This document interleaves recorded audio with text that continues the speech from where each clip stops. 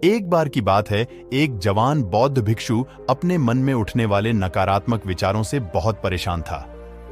न चाहते हुए भी उसके मन में तरह तरह के गलत विचार आते रहते। उसका स्वभाव भी काफी चिड़चिड़ा हो गया था।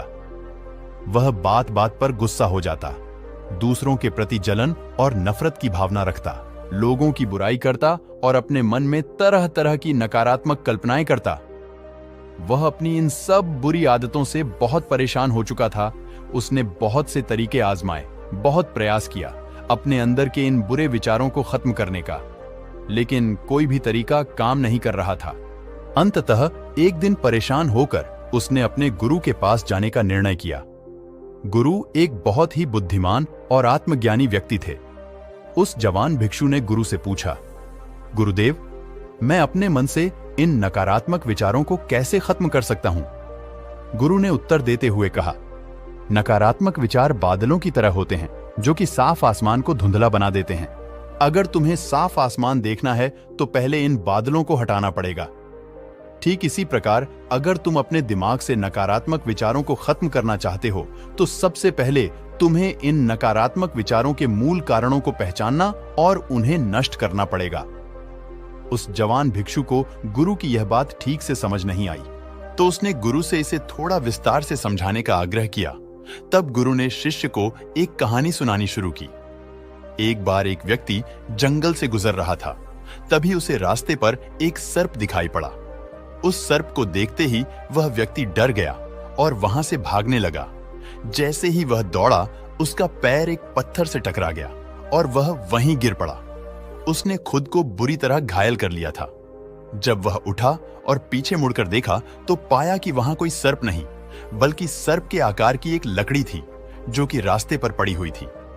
यह देखकर उस व्यक्ति को महसूस हुआ कि उसे नुकसान पहुंचाने का कारण वह सर्प नहीं, बल्कि उसके खुद के अंदर बैठा डर और नकारात्मक विचार है जिसने उसे घायल कर दिया।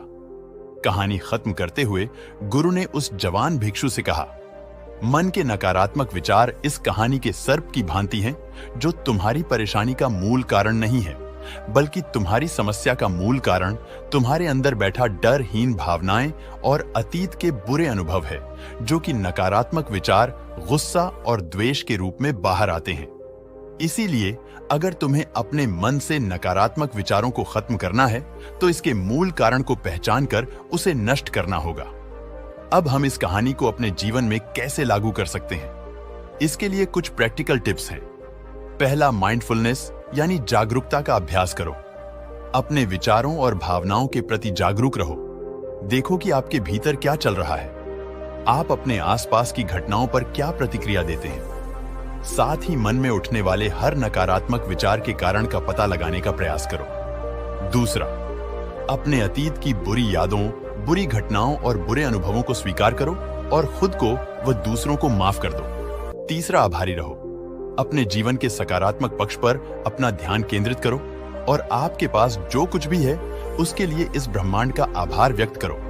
आभार व्यक्त करना हमारे नजरिए को सकारात्मक बनाता है और हमारे अंदर से नकारात्मक भावनाओं को खत्म करता है। चौथा, दयालु बनो, खुद के प्रति भी और दूसरों के प्रति भी, क्योंकि नकारात्मक विचार अक्सर अंदर ही अंदर खुद की बुराई और तुलना करने से पैदा होते हैं। अपने अंदर दया भावना रखकर हम ज्यादा सकारात्मक और संतुष्ट जीवन जी सकते हैं। संक्षिप्त में यह कहानी हमें सिखाती है कि नकारात्मक विचार हमारी परेशानी का मूल कारण नहीं है।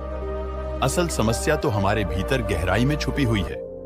इन विचारों के मूल कारणों को पहचानकर हम इन विचारों को अपने दिमाग से निकालना शुरू कर सकते हैं और एक ज्यादा खुशहाल और शांति से भरा जीवन जी सकते हैं।